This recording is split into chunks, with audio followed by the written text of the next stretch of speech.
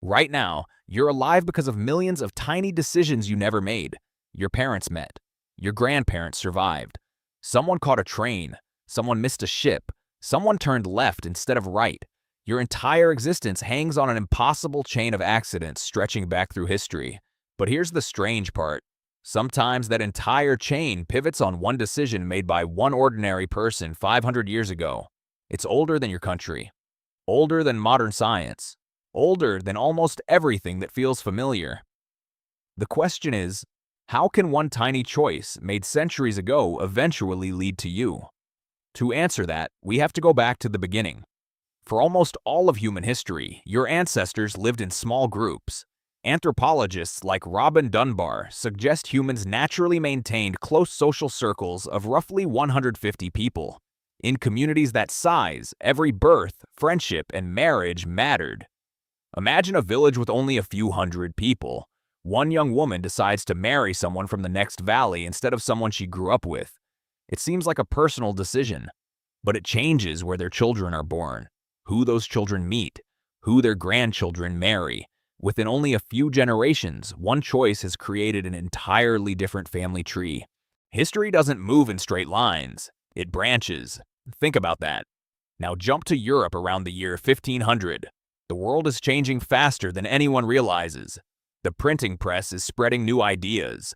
Trade routes are expanding. Ships are crossing oceans. Cities are growing. Entire communities are moving in search of opportunity. Every migration creates new chances for people to meet who never would have crossed paths before. And that's where tiny decisions become history. Imagine a young carpenter in Germany around 1525. He's offered work in another town. If he stays home, he marries one person. If he leaves, he meets someone completely different. To him, it's simply a better job. To history, it's the beginning of an entirely new bloodline. His children grow up somewhere else. Their children inherit different customs, neighbors, and opportunities. Centuries later, one descendant crosses an ocean. Another moves to a growing industrial city. Another survives a war simply because they were born somewhere different. Eventually, one branch leads to your parents. The other doesn't. Here's the thing. You don't need kings or famous explorers to change history. Church records from the 16th century are full of ordinary lives. Historians use baptisms, marriages, and burial records to reconstruct family trees that stretch across centuries. Sometimes all it takes is one line. A widow remarries. A farmer relocates after a bad harvest. An apprentice accepts work 50 kilometers away. Nobody notices. But from that moment onward, every generation unfolds differently. Here's what makes this so important.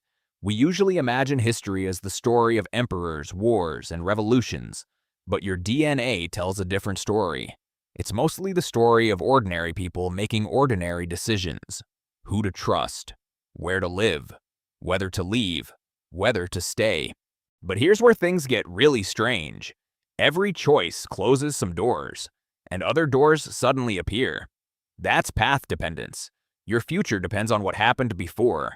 One ancestor survives, another chooses to leave, another meets someone completely unexpected. None of them know what comes next, but you are standing at the end of those choices. Think about that. You weren't planned by history. You emerged from millions of ordinary moments. A decision here, a meeting there, and eventually, someone like you.